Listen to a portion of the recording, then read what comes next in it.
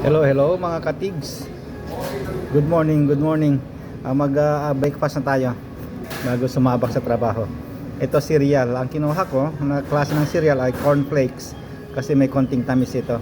Linagyan ko ng raisin at ang fresh milk na linagay ko ay silk soy milk. Yun ang nilagay kong fresh milk. At ang aking panulak ay lagi-lagi brewed coffee. Hindi ko na rin nagyan ng honey o kaya Splenda para sa ganon hindi masyadong matamis, kasi palaging dessert puro matatamis. Kaya ngayon, ano pang ginagawa natin ay kumain na tayo. Wala tayong aantayin pa. Hindi tayo mag-antay ng Valentine's, malayo pa yon, next month pa yon.